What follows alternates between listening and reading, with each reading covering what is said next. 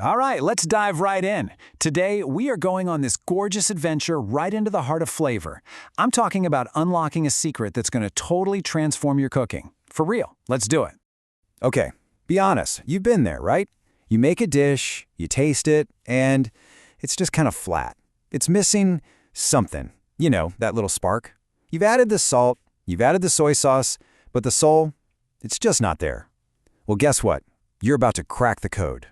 And that's because, way beyond the salt shaker, there's the secret code, a trio of absolute powerhouses that can change everything. Think of them as the kitchen's three musketeers. Our heroes: green onion, ginger, and garlic. All right, first up in our trio, let's talk about ginger. I want you to think of ginger as the warm, wise elder of the kitchen. This is the one that lays down that soulful, foundational flavor for everything that's about to come. I mean, that just captures its personality perfectly, doesn't it? You look at it, and yeah, it seems a little weathered, a little wrinkly on the outside, but inside, it's got this incredible warmth that just pierces through everything. It's the foundation for so many amazing dishes. And what's so cool about ginger is that it's got these different life stages, kind of like us.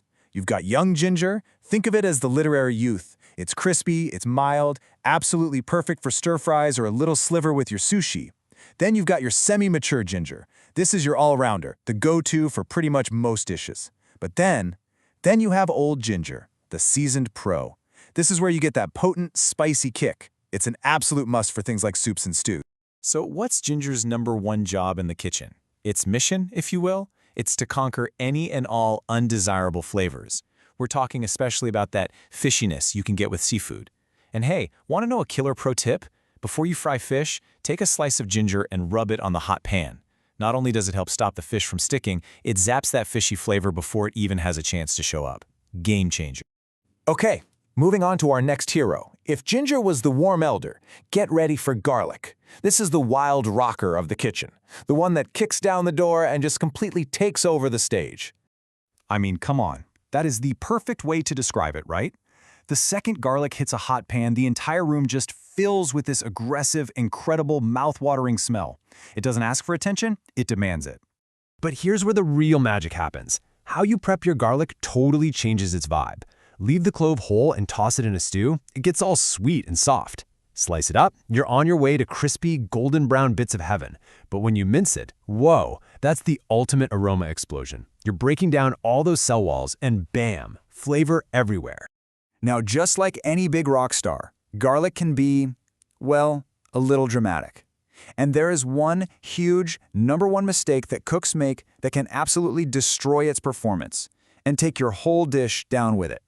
And here it is. Please, please, do not throw your garlic into super hot oil. It will burn in like 2 seconds flat, it'll turn bitter, and your dish is ruined. The right way? Start with cold or maybe warm oil. Let the garlic hang out in there as the temperature comes up. It's going to get fragrant, golden, and infuse the oil perfectly. That's the secret right there.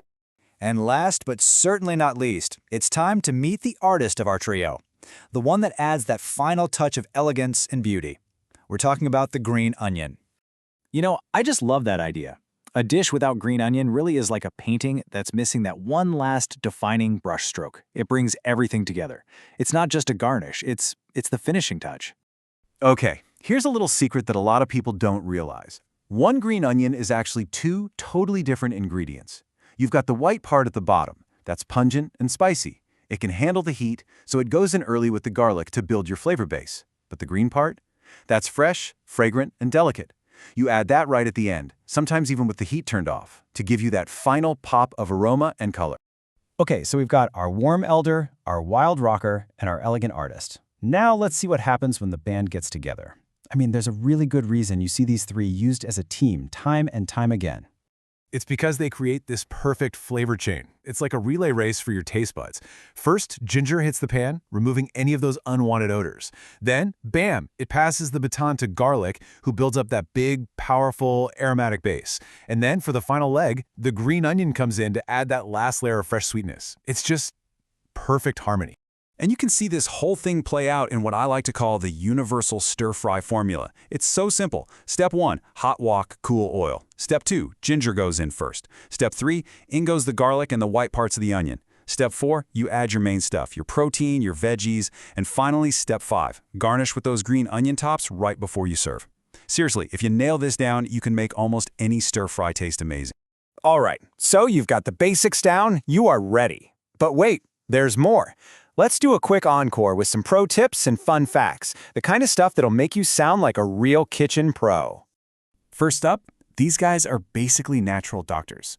Seriously, ginger is amazing for soothing your stomach.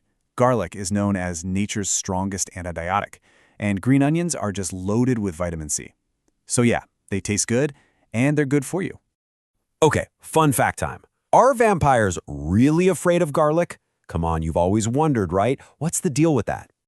Well, the real story's actually pretty wild. It turns out that a lot of the old vampire myths describe symptoms that are almost identical to rabies. And one of the symptoms of rabies? A violent reaction to strong smells, like garlic. So the whole legend probably comes from a very real and kind of spooky medical fact. All right, let's settle another big kitchen debate, a question that tears families apart. Should you really peel your ginger? And the answer is nope. Don't peel it. Just wash off any mud. The skin is totally fine to eat. So save yourself the trouble. And hey, while we're talking pro hacks, here's how to store them. For ginger and garlic, keep them in a cool, ventilated spot, not the fridge. And for green onions, the absolute best trick is to chop them up and throw them in the freezer. That way, you've always got them ready to go. So at the end of the day, just remember this. Cooking isn't just a chore. It's about awakening the sleeping souls that are inside all your ingredients. And when you use this trio, ginger, garlic, and green onion, you're not just adding flavor. You're bringing your food to life. You're turning it into art. So now, what are you going to go create?